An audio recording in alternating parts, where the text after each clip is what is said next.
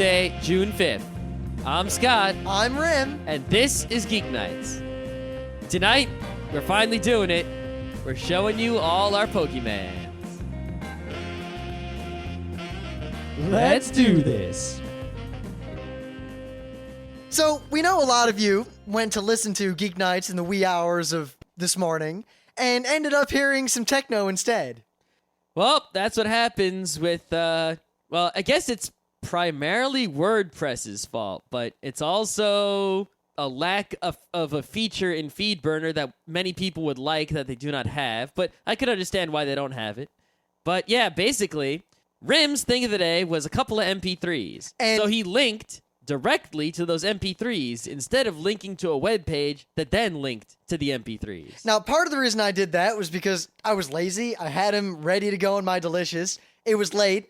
And due to an unrelated issue where Resound works now, we got Jack going, everything's great. But, little problem now with Audacity in Feisty, and I can't use it currently. So we had to edit the show kind of sloppily last night, and it was late, so I was like, fuck it, link.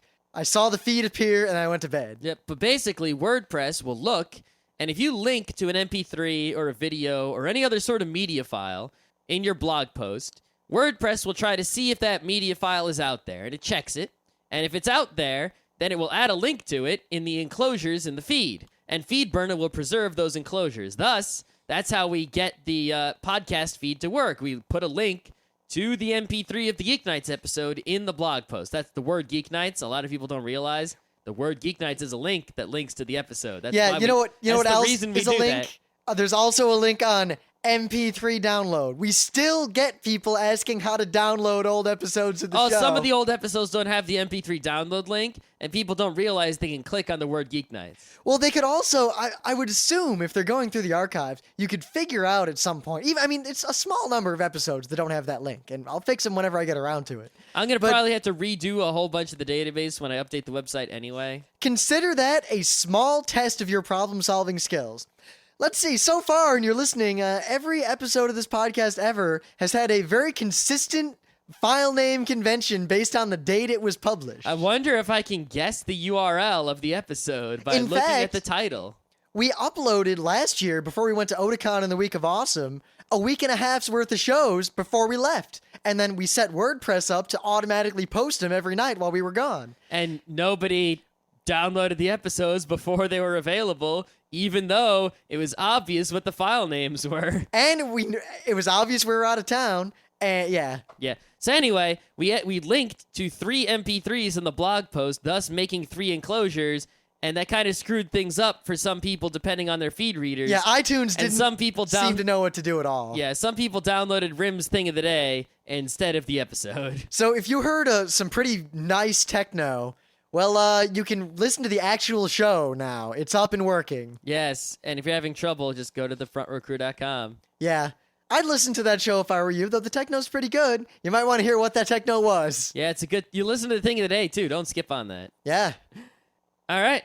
So, this isn't really new news, but I'd forgotten about this entirely, and then there was some article on Dig about it, and suddenly a flood of all these, I wouldn't say bad, but definitely tainted memories came to light in my brain. Mm-hmm. You see, in 2002, a company nominally called Phantom Entertainment announced that they were going to make something called the Phantom Gaming Console. Yeah, well, the idea of the Phantom Gaming Console was an idea that sounds good on paper, but if you know anything about technology, you realize it's basically stupid and impossible. The idea was you would get PC games. Just buy any old PC game. Buy Half-Life 2. Buy Quake 3. Buy whatever.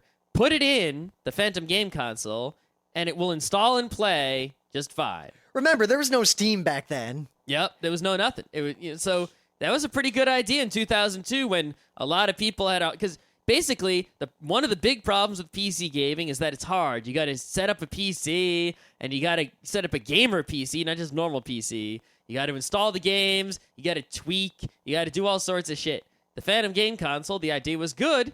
Can remove all that, and PC gaming be as easy as console gaming, and hooray. So yeah, the base idea was good.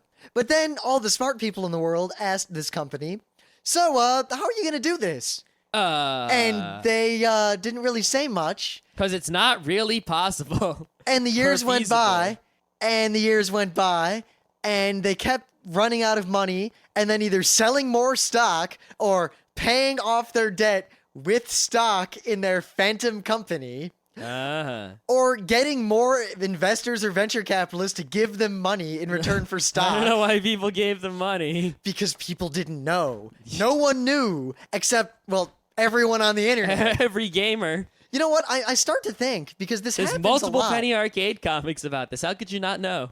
Oh, and didn't the Penny Arcade guys talk to this dude? I don't remember. I remember some instance where they talked to him, where he basically made light of the fact that they were making fun of him and tried to act like he didn't care. But I don't think he does care, because I do point out that it was called the Phantom console. I am of the mind that this was a calculated grift. From the beginning. I don't know. In fact, I think it's just coincidental irony. I would put forth the idea that not only is this a grift, but it was such a cocksure grift that it's basically like a panhandler coming up to you and saying, I'm going to swindle you out of $5 and still succeeding. And then buy alcohol.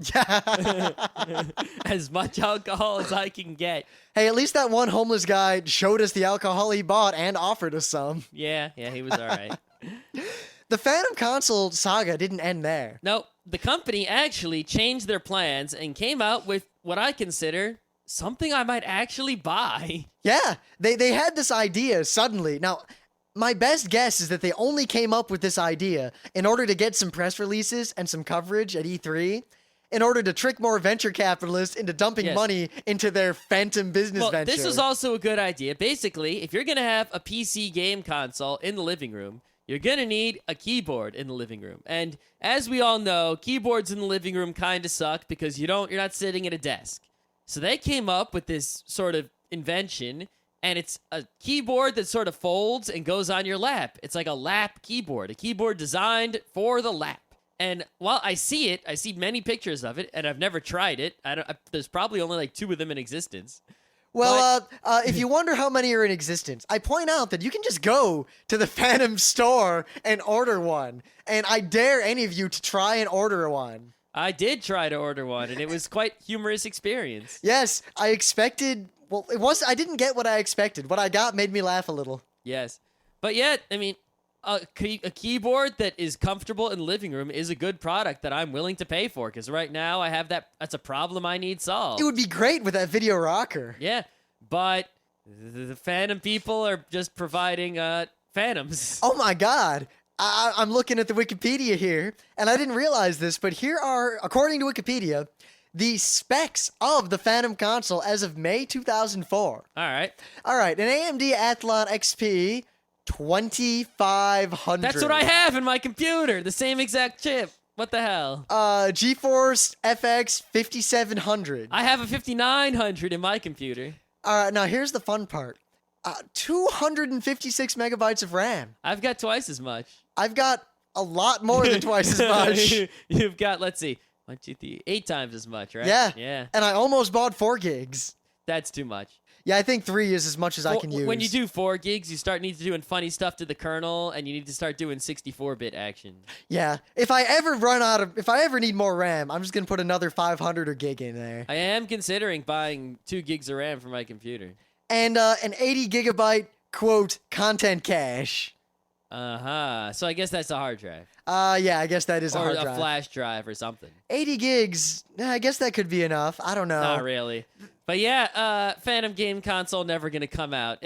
Like Duke Nukem Forever might actually come out one day. Yeah, along with Team Fortress 2. Yes, and the length of time that it is taken for the Phantom to come out is not really funny or meaningful, because Duke Nukem Forever and Team Fortress 2 have been coming for like at least 5 years longer. To me, the Phantom's funny because outside of the internet, where everyone already knew it was never going to happen, in the real world, where people with real money, push that money around and go to big fancy business meetings, no one realized what was going on. And people poured money into this thing, and industry people actually thought this was going to come out. Yeah, they sure did. I mean, investors invested in this. Yeah, because people, if you're an It's investor, like people who invested in the N-Gage. you go to these like presentations where people show off their stuff, Or the right? Gizmondo. And they try to convince you to invest in them. And it's a guy trying to sell to a room full of investors. And you basically, the product doesn't exist yet because until you invest, the product will not exist. So you kind of have to go solely on what the people are selling you. And if you're a good enough salesman, you can get people to buy into freaking, infinite energy devices and shit. I mean, one guy made a lot of money trying to sell people this magic black box that made DSL 10 times faster. Yeah, whatever happened to that guy? Nah. And a lot of these people should end up in jail, but they don't. Whatever. But yeah, Phantom Game Console, never gonna happen.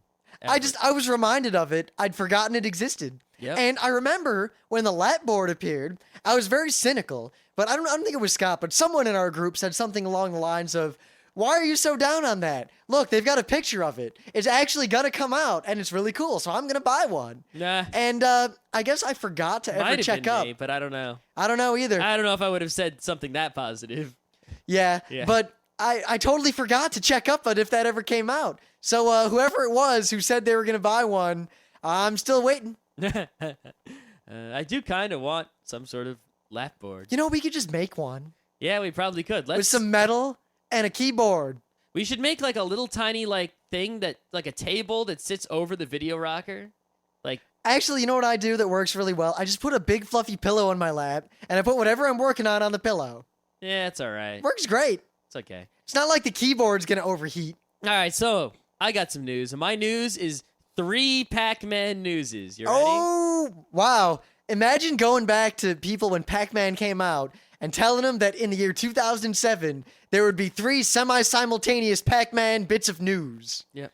Well, here's all the Pac Man newses. Actually, I'm not sure if it might be the the anniversary of Pac Man, but I'm not sure. Way to have your research together. I got all the other news. Captain Scott of the USS But Pac-Man. anyway, first of all, they had a Pac Man tournament in the city today, right? In New York City. And Billy Mitchell is the first guy ever to get a perfect score on Pac Man. In 1999, he beat Pac Man so perfectly that the score rolled over and the game froze up and it was over. And he is considered the Pac Man king. Today, he came in to play some Pac Man, of course, because it's a Pac Man tournament that this big, he's got to play. But he said, I quote, "I told you I was going to get whipped," Mitchell said with a laugh in a phone interview Tuesday afternoon.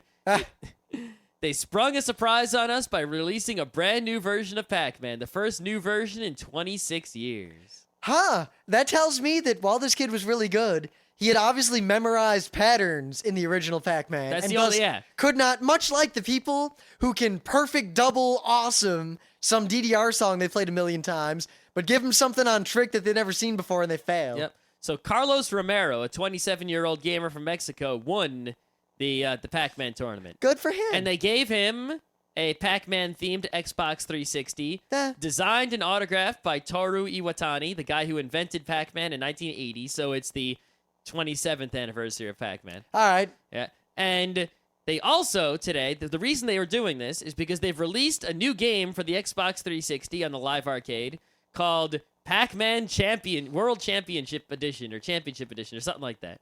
It's basically Pac-Man with widescreen mode and HD and new maps and smarter ghosts, I assume, and a worldwide leaderboard. So if you play this Pac-Man, you're playing for the high score of everyone on Xbox Live. I gotta say, the Xbox is looking more and more attractive every day. Yeah, it's not bad. The only reason I don't have an Xbox, honestly, the reason I would have bought one months ago is because I already have every minute of every day filled up with entertainment, and the DS and the Wii, anytime I want to play video games, there's always there's enough DS and Wii to keep me sated. If there was even a minute during the day where I wanted video game and there wasn't video game available, I would get either a new PC or a 360 so fast. See, I got a problem. I was in the same boat.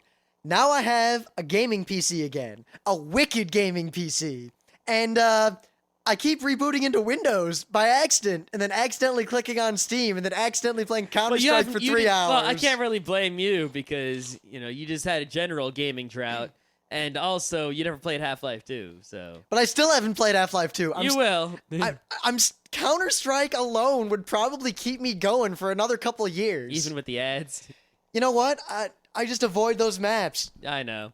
All right, but the anyway. most popular maps in the game. So, there was a Pac Man tournament, and they released a new awesome Pac Man for the 360. So what could be your third news? What else could have happened in the Pac-Man world? The guy who made Pac-Man, Toru Iwatani, right, who designed and autographed that special Xbox 360 and invented Pac-Man in 1980, he retired. Oh, I'm glad you didn't say died. No, that's it. He retired. He made this one last Pac-Man after his whole career, and now he's done. I think that means this is going to be the definitive Pac-Man. I think I'm hereby stating Pac-Man Championship Edition for the Xbox 360 is the definitive Pac-Man. I will say... Because, I mean, the original Pac-Man, sure, you could say that's the definitive Pac-Man, or Ms. Pac-Man is the definitive, but those games are not perfect, and you can just master them, and it's sort of like, it's not really a measure of Pac-Manning skill in the way that, you know, Ikaruga is a test of your memorizing skill rather than your space shooter skill. And I think this is the game that tests your Pac-Man skill. So this is why I call it the definitive Pac-Man for purposes of playing to see who's better. And that is a whole lot of news about Pac-Man. Yep. I will say, though, that I always generally preferred Ms. Pac-Man. Yeah, I don't know. I just kind of like... I didn't really like Pac-Man that much when I was younger, but now I really like I actually like the Ghost a lot. Well, I think my issue was just that most arcades I went to had a Ms. Pac-Man machine, but not a Pac-Man machine. Yeah, see, that's the thing is, I would go to arcades. I'd never play Pac-Man in the arcade. I would. Thought that was like a waste. See, because I didn't realize the treasure trove where I lived. I played Galaga. When I was a kid, the one arcade in the area, which was in the mall, in what used to be a water slide, they had turned that whole water park that was inside the mall into an arcade. So it was kind of a cool layout with arcade games like all in these balconies all over the place. Yep. And they had like the new game section, and then up in the balconies they had the old game section. And those old games were awesome, and they were also all on sale all the time.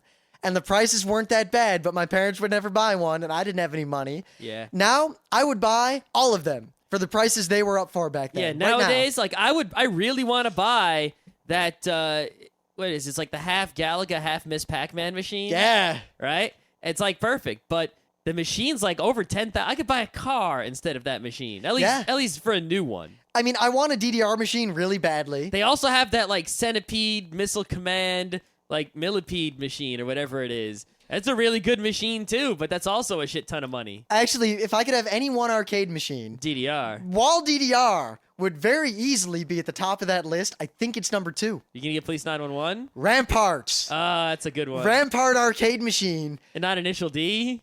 Oh, that's up there, but Initial D would eventually get old because I'd master it. See, what I would like to own is some sort of machine.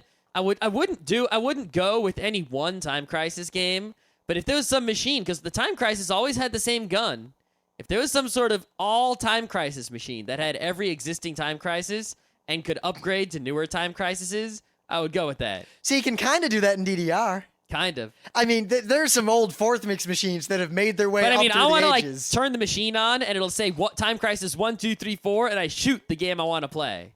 That's what I want. Huh. You know, I don't think there's a market for that because people just use their video games. I know. Their consoles, their computers. Yep.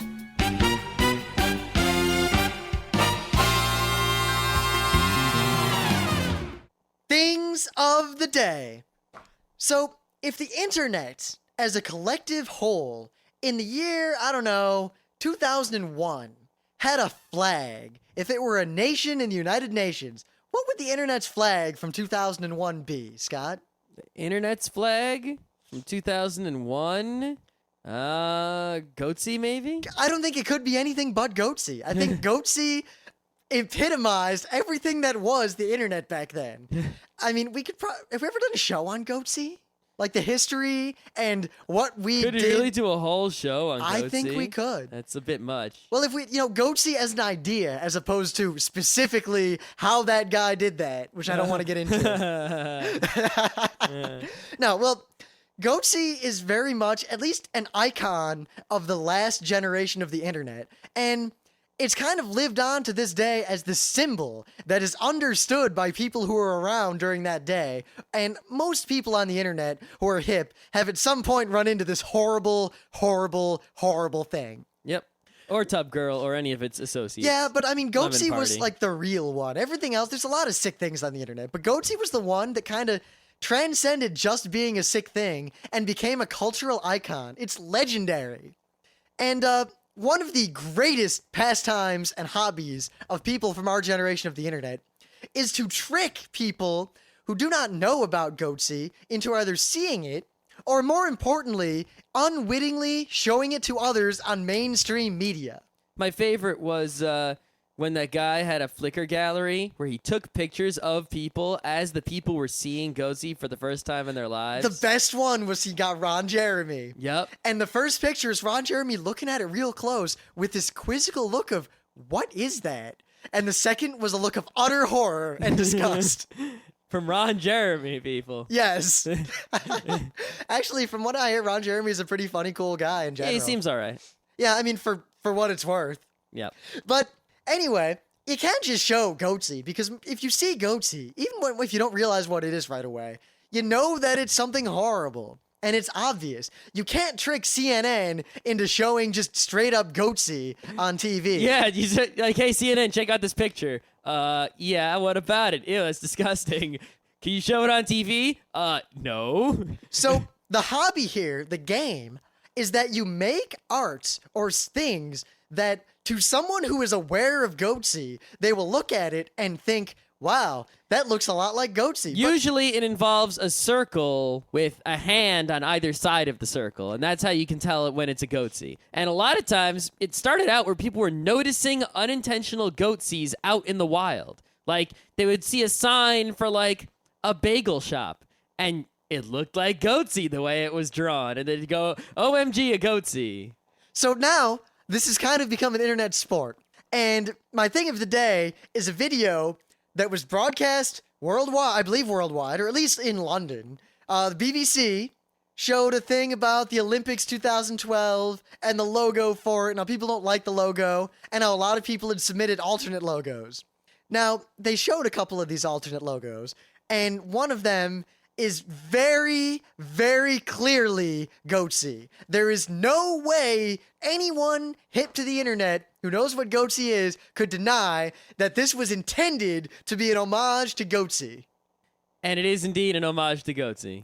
So this was broadcast on TV, and what I'd like to point out is that notice that the mainstream media had no idea. The internet, basically, it has this level of culture where our icons are completely unknown to the mainstream media. That reporter and all those people involved in that network didn't know. They probably still don't know. The wool was pulled completely over their eyes. It's sort of like if you go to a foreign country, right? And you go up to someone and you say, fuck you, your mother's a whore. And then the guy says in whatever language their native language is to, like, your translator friend, what did he say? And he said, he loves your mother. She's a wonderful woman. You know, and he goes, oh, that's just wonderful. Yeah, it's kind of like a Masonic handshake. It's a secret code that only internet people know. So this icon... The thing is, like, a secret code is usually, like, it's the thing that's weird about this is that usually a secret code is with an insular group of people. You don't tell anyone the secret. But here, we're able to keep the secret by sharing the information freely, and it's a secret. Yeah, think of this. It's like you have a secret handshake, and you're cool with anyone who knows the secret handshake. But you made a website that explains exactly how to do the secret handshake. Thus, the only people who do not know the secret handshake are people who are not hip to the internet at all. A lot of people. Yeah, but now what I know happened is no one involved knew what that was, except... Think about how it works at a television station. I'm sure that this got delegated down, and eventually there was some intern somewhere with a pile of, like, alternate Olympic logos that were submitted somewhere, and some reporter way up said, yeah, kid, pick 3 of these to show on the show. Pick the good ones. So the kid's going through and probably doing what we would do if we were interns, trying to pick the best ones. You know, yeah, trying to be honest. Cool, that one's cool. And then he saw this one, and he couldn't help but think, this is Goatsy. And then he couldn't help but think, no one here could fault me because it's not actually Goatsy. They wouldn't even know. I can make this appear on TV. I can put Goatsy on TV. It's up to me. I am now a hero. And you know what? It's He's up to right. us. Okay. Press A. Press A. What do you got? So, we're big fans of the tower defense games. I don't know why, but I guess we are. No, I'm a big fan of the idea of tower defense games, and I'm a big fan of any tower defense game before I play it one complete time. Yep, well, here's a tower defense game that's worth playing one complete time and has some great ideas, but is very poorly executed. It is called Onslaught.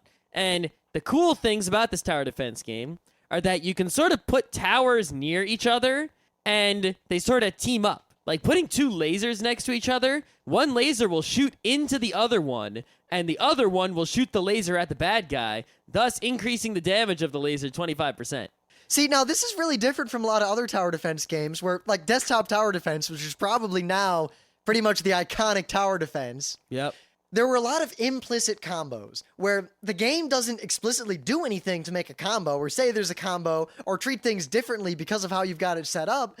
But it just so happened that if you set up Typhoon Towers in an area... Let's see. I'll use towers that make the bad guys walk slow right next to the towers with really short range and high damage. Now, that's a really important part of a tower defense game. Games that don't have some form of implicit combo tend to be really crappy. Yep. Because that's like a basic part of these games now.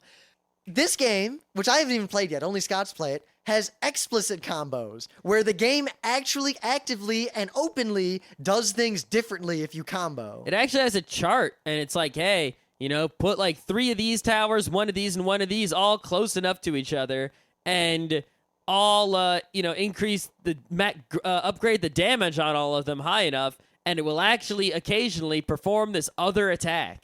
Like put landmines out on the map and crazy stuff like that. And you can also upgrade the damage, range, and fire rate of the towers individually. Like you don't have to, it's not just upgrade the tower. It's, I just want to upgrade the damage on this and upgrade the damage only. And you can do that. And the way the game works on paper is actually pretty good. The problem with this tower defense game is the numbers. They didn't really balance this game very well. For like 100 levels, the game is stupidly easy. You can't lose. You can build 1 tower and upgrade it and do nothing else and beat like 100 levels. And the tower will just kill all the guys. Then the game gets exponentially difficult and you lose.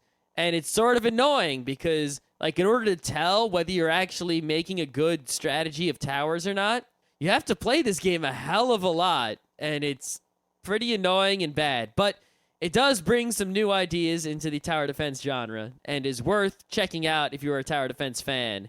I just don't think it's worth playing habitually like some others are. No. Right. So we can't put it off any longer. It's about time to talk about it. My Pokemons, let me show you them. Let me show you the Pokemons that I have. See, I heard that you like Mudkips. I do. Well, actually, no, I don't like Mudkips. I think Mudkips are awesome. I really do. Once I saw what they actually looked like, I really like them. Not a fan. So, these Pokemon games. Before we get started, I just want to point out that, unlike Scott, and probably most of you out there, I had never, ever, until now, played any Pokemon game ever. You didn't play Pokemon Puzzle League? No, except once. Once. I played one game of the Pokemon card game, and I hated it. Oh. Yeah, I played the Pokemon card game with my brother in like the first set, but it only lasted. I didn't even do this weeks. until RIT. Oh wow! Like I was a sophomore and I played Pokemon with someone. Oh wow! Okay. Yeah, I played it when there was only one Pokemon game out. Now I still knew about Pokemon. Of course, how could you not know about? Because Pokemon? I actually watched the TV show pretty regularly. In fact, I never watched the TV show and I didn't like it. I kind of like the TV show. I don't like it. In fact, I used to, because back in high school, when I wanted to watch my anime, I had a VCR that was set up to record Pokemon and Gundam Wing and Sailor Moon and Dragon Ball Z, even though I didn't actually watch it. Nah. Yeah. And I like my Pokemon. I didn't like Pokemon, the TV show. I knew all about Pokemon. I knew who Pikachu was. I knew all the Pokemon culture, whatever. But I had never actually played a Pokemon game. Well, the thing about Pokemon is there are a lot of games with the word Pokemon on them or the Pokemon characters in them. You know, there's Pokemon Ranger, Pokemon Snap, Pokemon Dash, Pokemon Troze, Pokemon whatever. But all of those games are just games that happen to have Pokemon in them. They're not actually Pokemon games. The only games that are Pokemon games are Pokemon Red, Blue, Yellow. Let's see if I can do all the colors. Ruby, Sapphire. I'm not doing it in order. Gold, Silver, Diamond, Pearl, Crystal, Emerald. Whatever. Yeah. The ones that have a color or a gem or something are all the Pokemon games. And you know what? There's really only 4 because like Red and Blue are the same game. They just have there's slightly different Pokemon in them. And Leaf Green and Fire Red are the same as Red and Blue and Yellow. And so there's really only 4 generations of Pokemon games. So if you played 4, you've played them all, which is pretty amazing because when I was young in the olden days, I played Red and I played Silver, and now I'm playing Diamond. I really only missed 1 Pokemon game. I thought I missed 2 or 3, but I missed 1. I mean, I got Fire Red when Scott bought Leaf Green. Yep. Just because, all right, I got to play this old one so I can play the new one and understand it. Plus, the old Pokemon are so much better than new Pokemon. I got to say, for what little Pokemon I've played, I agree heartily. Yeah. I have so much love for Bulbasaur, and I really feel nothing for Fire Monkey or Turtle with a Stick. It's all about like Dragonite and it's all about Pidgeot all the way. Pidgeot sucks. Gengar. 6 Geodudes that can't lose. 6 Geodudes can't lose. Yeah. So we got 2 perspectives here. I had never played a Pokemon game, and I suddenly blitzed it, and Scott knew all the Pokemon games. He knew what to expect. So what's a Pokemon game like? It's sort of like it's Earthbound. You ever play Earthbound? It's a fun RPG. A light RPG. Yeah, it's very light. It's not like some heavy Final Fantasy with lots of customizing and magic and all that stuff. It's just, fight the monster, it dies. Walk around, talk to people, happy times.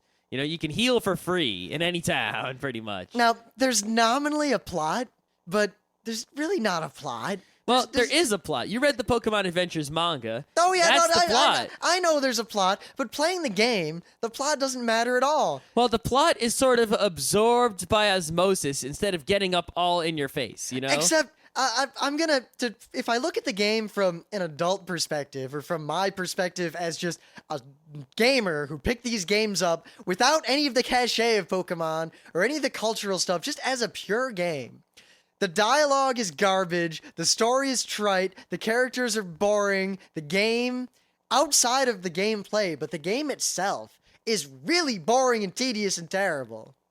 Yeah, it's not perfect by any Talking means. to people is a chore. I never want to read anything a character says. Oh, I like to read what the people say because it's usually cute and funny, but that not because there's any meaning to it. No, for me it got old really quick. I guess it wouldn't have been nearly as old if I played the game a long time ago. Plus the fact that I was playing Fire Red and the new one at the same time, they're basically the same game, and people say the same kind of things. And as I played through one, I stopped reading text in the other one because they're going to say the same kind of thing. I'm Professor Whatever. Here's your Pokedex. Go out and catch whatever the Rattata is in this game. Yeah, that is one thing, is all the Pokemon generations are basically the same as the other Pokemon generations. I mean, you're not really getting a different game when other than the upgrades to the interface, the different map, the new areas, the larger amount of Pokemon, the different end game content, the changes to the battle system. It's the same game, especially the one-player game. Start out with a few Pokemon, catch a bunch more, train them, beat all the gym leaders, beat the Elite Four, do the post-game content, the end.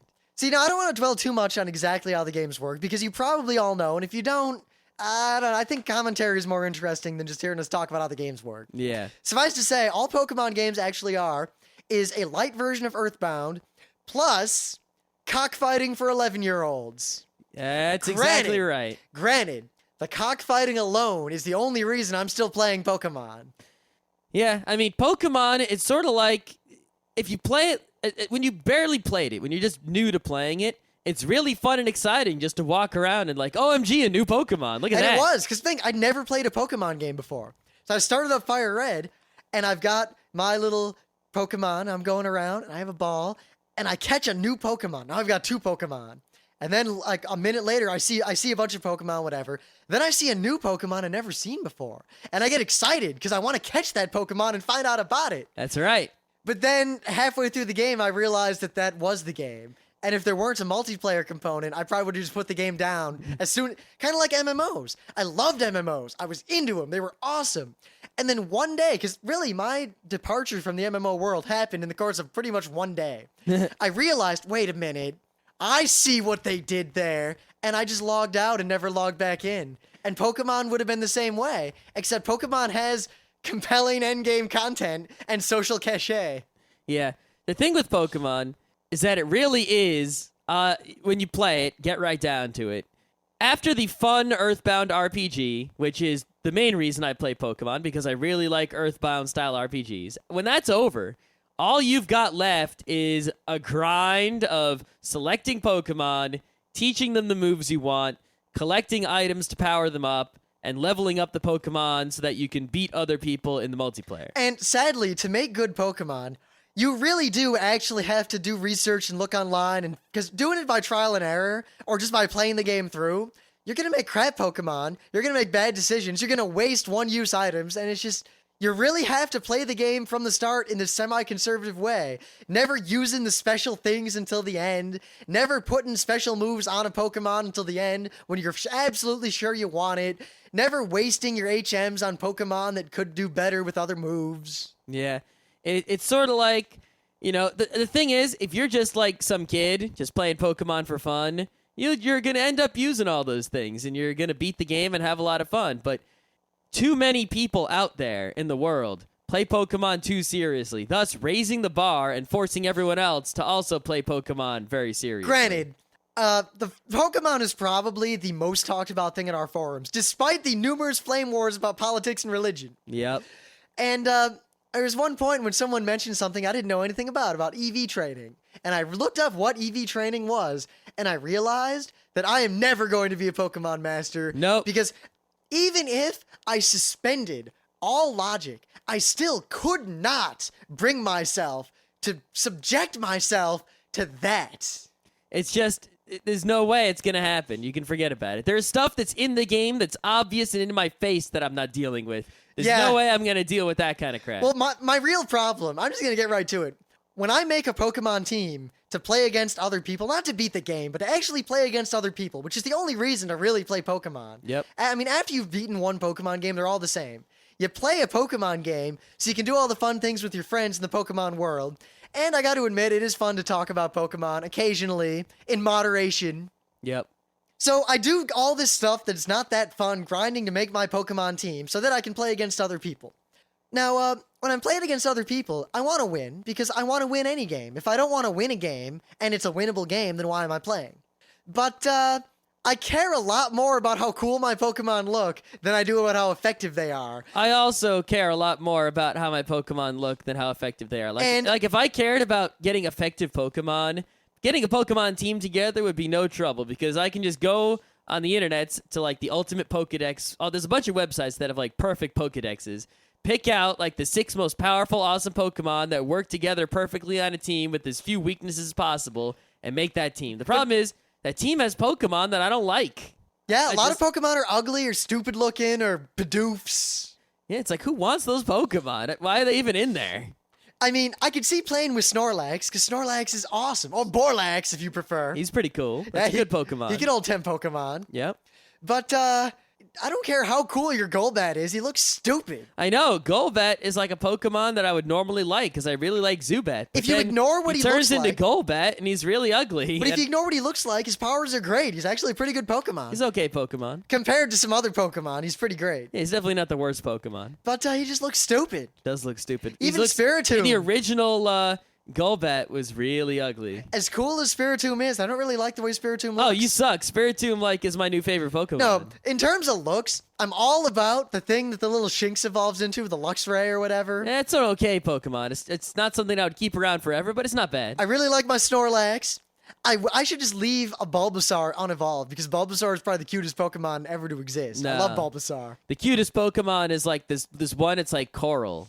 I forget what its name is. Oh, but what about the smiling manta ray thing? That's an okay, but it turns into sort of this big ugly manta ray. Or the honeycomb, whatever. Oh, the freaking What's that called? The new Pokemon? I forget, but it's like a little flying honeycomb, and it evolves into like this big queen bee thing that sucks, and it's all about the little cute honeycomb. Yep. So, and the worst thing is too, I tend to like certain kinds of moves in Pokemon. I like psychic, ghost, dark moves. Yep. So anytime I make a Pokemon team, I look at it and I realize that it's all psychic, dark, ghost Pokemon. And it'll probably get its ass kicked. And it gets its ass kicked. Yep, because you can't concentrate on any one type of move. And it's sort of annoying because I really only like the dark Pokemon. And I don't really like the other Pokemon so much. Yeah. The other thing that bothers me about the games is I want to join Team Rocket. I would join Team Rocket immediately. If the game gave me the option at any point, I just join Team Rocket, even if it screwed me in the end. But they don't let you. I know. That bothers me. They could have some of that Star Wars game thing where you can follow the bad side and get a different ending. Yep. So, the thing about Pokemon is that it's so close to being an MMO and being some sort of unplayable game. After you beat the single-player Earthbound, it's pretty much almost an MMO, what's left. Yeah. But there's this tiny bit of strategy that holds it together somehow. I can't really explain it in great detail, but the multiplayer of Pokemon, there isn't much to it because it does sort of come down to a rock, paper, scissors of you chose the fire and I chose the water, so I win. And it does sort of come down to, I put this one out first and you put that one out first, so I win. Yeah, it's more drafting than anything. Yes, but there actually is something to... because everyone has access to all the same Pokemon. It's not like Magic the Gathering where spending more money or, gets you better Pokemon. If anything, it's like how I wished Magic the Gathering was, where... Because there was a time when Magic was actually kind of dying and not doing well, and everyone thought it was just going to end. Around the Fallen Empires days, which is when I quit playing Magic. My hope, and it didn't happen sadly, I thought that, if it fails, maybe they'll just print a bunch of cards and sell all of them, and you can just buy whatever cards you want. And then it would have been a drafting strategy game instead of a collecting game. Because it was clearly broken in that if you have the best Magic cards, you'll always win. And that never happened, so much for that. Pokemon's the closest thing to that I can get. Yeah, Pokemon. You can choose whatever Pokemon you want. And it's more about the choosing and the choosing what moves the Pokemon have than the actual maneuvering. Although there is something to the maneuvering as well. But it's mostly the choosing. The maneuvering isn't so much, you did something awesome. It's more, don't fuck up. Yeah. Don't fuck up. Don't fuck up. Yep. And it's actually, the multiplayer is slightly strategic and tactical and meaningful, and it's not a complete waste of time and simply, because if it was a complete waste, you could basically just say, well, you've been playing longer than I have. Your Pokemon are higher level than mine are. You win. Why even play? Is that you could actually beat someone because it evens out all your levels, even though there's slight differences in stats. It still evens you out enough, where you can do damage. And if you have the right moves and you use them in a clever way, you can beat just about anybody. I think the best part about Pokemon is just the fact that there's a lot of culture around Pokemon, and there's a lot of, there's all the Mudkip jokes and all that, but aside from that, I am under no illusion that when I go to cons this season, much like in previous convention seasons when I'd see a crowd of kids playing Mario Kart and I just walk over, open my DS and join in, or if I held up my DS and yelled, Bomberman, 8 people would just walk over.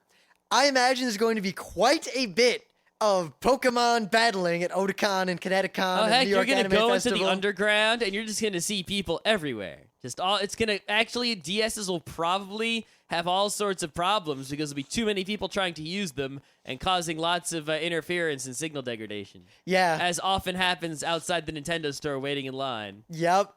So now there's these new Pokemon games, which is part of the reason we got into this for the DS. The Diamond and the Pearl. They actually add quite a bit to the game, having played about 2/3 of the way through Fire Red and having played about a little over halfway through the DS one. More than halfway now. Yep. I think the number one thing that the new Pokemon has added is the fact that it's wireless. I remember back in the day, you'd sit there with 2 Game Boys and this cable between them, and you'd huddle up next to each other. That cable sucked. And the cable was really short. It was really slow, too. And you're playing black and white Pokemon against someone else's black and white Pokemon. And if that cable slipped a little, it was game over. There was only one game ever that used that cable well, and that was Hunt for the Red October, the best Game Boy game ever. I don't know about that, but At least multiplayer Game Boy game ever. maybe. But you would play this Pokemon and battle someone over this really slow connection huddled right next to them, and it was generally unpleasant. And it seemed like the point of Pokemon was to make Pokemon and battle people, but you really couldn't do it very easily at all. I only did it a few times. In fact, really, that's, to me, the primary revolution of the DS wasn't the touchscreen, but the local wireless. Because multiplayer gaming on the DS exploded because it no longer sucked. I loved Advance Wars on the GBA, but I rarely ever played Advance Wars multiplayer because you either had to sit in the tiny huddle and it just sucked, and then someone would move or dislodge the cord and the game over after an hour, or you played the stupid hot seat. With the wireless, it's just heaven. It just works. Yep. The second thing about the Diamond and Pearl that's pretty cool is they do a lot of things to streamline the game. They don't streamline it enough, in my opinion, but like they give you the running shoes right away, so Yes. you can move around quickly. They also give you the bicycle really early, and they made it really fast. Yep. And it's not hard. Like, you get all this stuff that you need to make moving around the game and doing whatever you want really convenient really early on. And so you're not spending a whole, like in the early Pokemon, you pretty much had to walk around the entire game. And then when you got to the end, now you can finally fly anywhere you want. In this one, it's like, all right, you can fly anywhere you want. We give up. And they added a lot of endgame content and a lot of just stuff you can do. You can farm the berries and bake the poffins and feed them to your Pokemon to enter the contest to win the ribbons to stick on the other Pokemon. Yeah, it's like there's a whole lot of extra stuff to do when you don't want to train your Pokemon. But honestly, I don't like any of that stuff. Like, the contests are just stupid, and I paid no attention to them whatsoever. I completely ignored them. And there was a whole bunch of other stuff, like putting labels on your Pokeballs. I completely ignored that. That's a waste of time. And it's not fun either. Yeah, they also added a lot of interesting stuff with the wireless and with the Wi-Fi. I mean, you can trade with people on the internet, which is pretty interesting, actually, because Japanese people give you amazing Pokemon. Japanese people, for whatever reason, highly value English-named Pokemon, and it'll give you high-level... At least that's what we think is going on.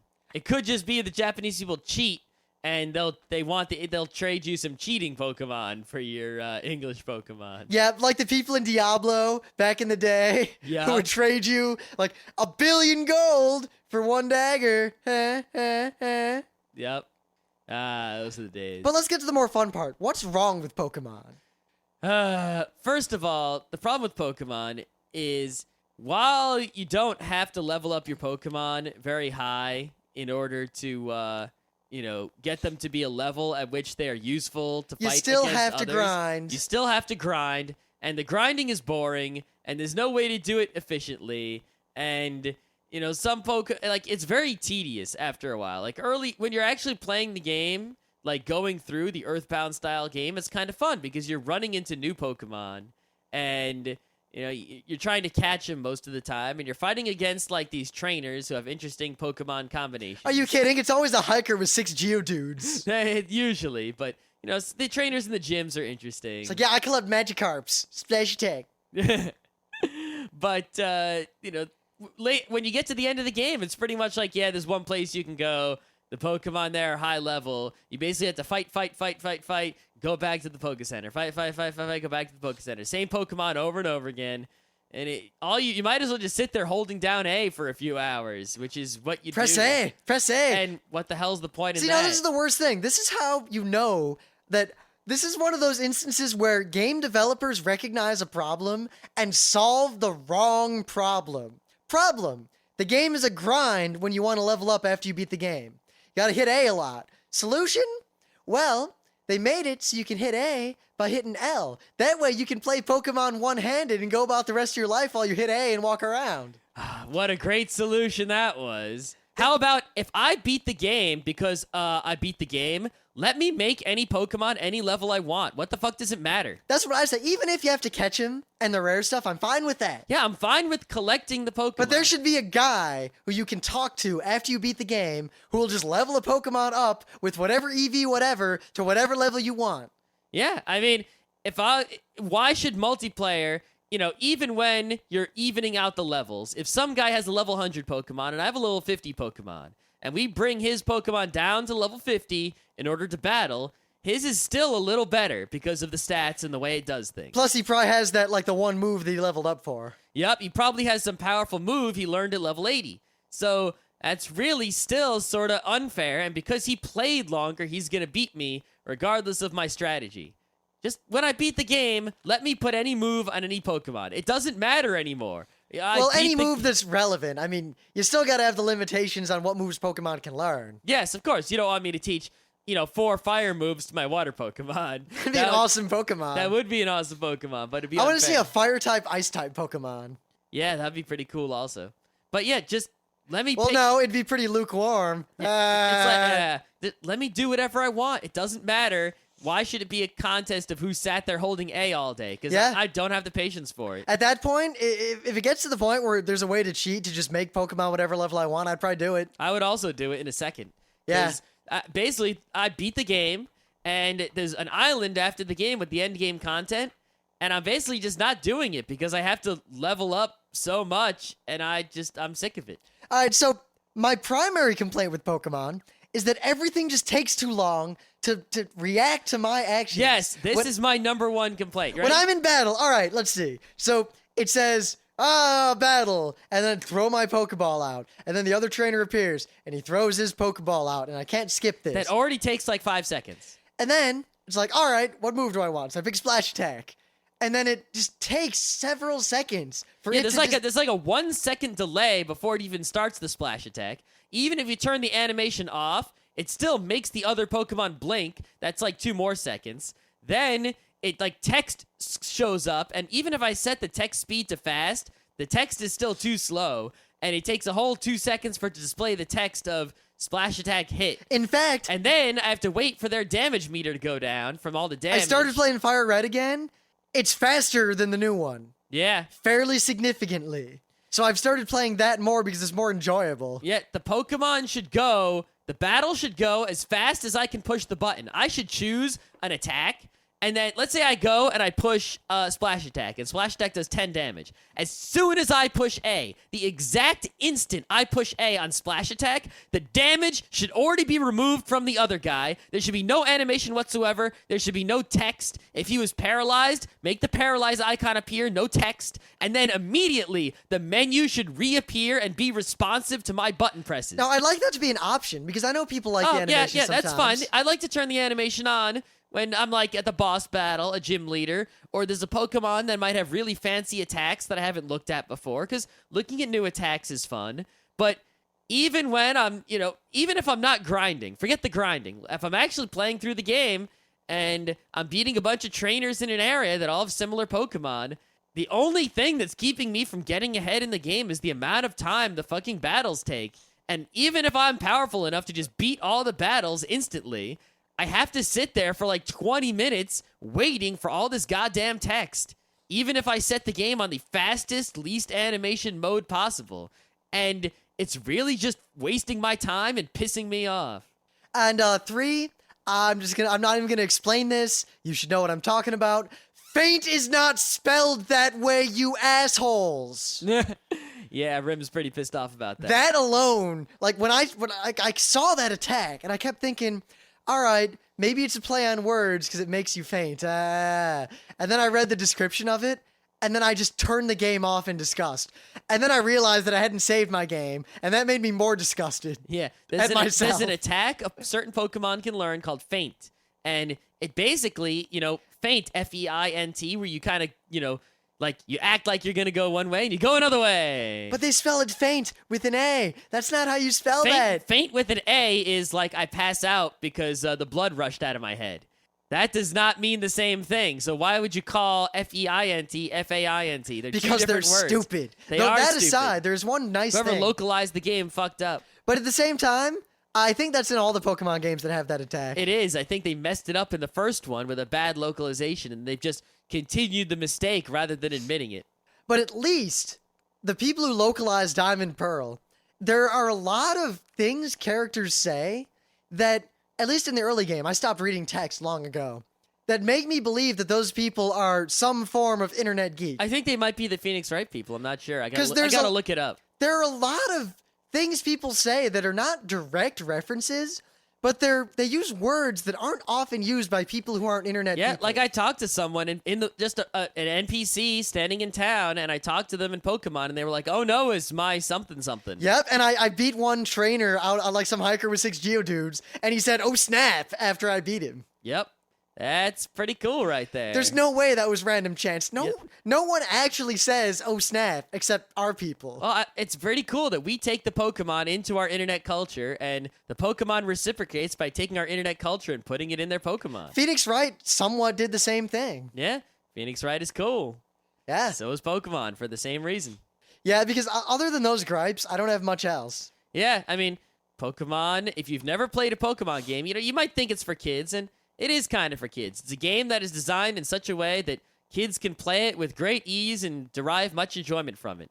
But it is sort of all ages. Like, anyone who gets into it can get into it. Don't think it's all cutesy-wootsy kids crap, because some of it is, but anyone can enjoy Pokemon. Even if you're like an old man, you can enjoy Pokemon. It's basically just cockfighting. Yeah, I mean, it's Earthbound plus cockfighting. And if you like either one of those two, and Pokemon has so much in it that there's something you will like. Even if you don't like the cockfighting, you just completely ignore levels, you completely ignore beating the game, you can just like dress up your Pokemon, and that's like a whole game in and of itself, the contests, the thing that I completely ignore. I played in a few and won them, and the DDR part was particularly annoying because I played it on the train. Yeah, it's like... Yeah, that's one thing. People have to realize, when you make a stylus game for the DS, basically, if it requires any precision stylus movement, it's impossible to play it in a car or a train unless there's absolutely no vibration whatsoever. And there's always vibration. Like, I could not play Trauma Center on the train. It's impossible. Well, you could. You just kept killing people. Yeah, it's absolutely impossible to play it properly on the train. That's why I like Trauma Center Wii a lot better. Yeah. Also, it was easier. Yeah, Pokemon. So, I like them. Right now, I'm heading my team up. With that, I got a Bronzor, and I evolved him and leveled him way up, and so now he's the big Chinese belle. Yep. And I think he's going to be like my headline Pokemon from now on. Yeah, I was excited about that Pokemon, and I like it on paper, but I don't like how it turns into the bell. I like the bell a lot, but I like the dish better than the bell. I like the dish too. I might use that one instead. I gotta see what Plus, there are move I'm places missing. in the game where I can just catch the bell. I don't need to bother leveling up the Bronzor. No, I leveled him up because I was using him the whole time. Yeah, I didn't use him. I used other Pokemon. He's one of my primary Pokemon. Yeah. And once I get the Pal Park, Bulbasaur is going to be bringing up the rear. He's actually a Venusaur, but I named him Bulbasaur. Yeah. Much like how my Pidgeot or whatever is named Pidgey. Yep. Like, I got sort of, washed out on Pokemon lately, and I'm doing other stuff instead, but I feel it's going to come back in like a few weeks. I'm going to be all excited about Pokemon again, and I'll go back and I'll finally beat the Leaf Green, and then I'll start dragging all the Pokemon into the Diamond and Pearl and making another move on it. Because really, all I have to do now is construct my final team of 6, and then I'll be all right.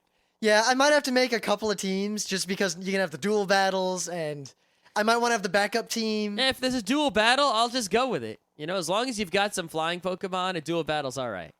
Yeah, flying Pokemon, Earthquake. Yep, that's Obviously, the classic move. That's what you do. It's a classic move. Of course, if you have all flying Pokemon, that doesn't work against you. Oh. Yeah, Pokemon is not the greatest game in the world, but I can't pretend that I have not enjoyed my time thus far. Yeah, and also, DS, there hasn't been, Pokemon is pretty much all you're going to get in the DS for a few months here. Well, until the explosion happens. Yes. So, and Pokemon is definitely a game that, while it might not be this great, amazing game, I mean, the RPG is Earthbound style, but it's not as good as Earthbound. And the cockfighting is like one step above MMO, making it tolerable, but it's still pretty low down there. In fact, I'd say that Pokemon leveling is at the line. It is it's the closest thing to a grind that I will accept. Yep. And even that is grudging. Yep. But regardless, for $30, this game, Pokemon, Diamond, Pearl, whatever, provides so many hours of entertaining gameplay, even if you take out the grinding, that it's totally worth it.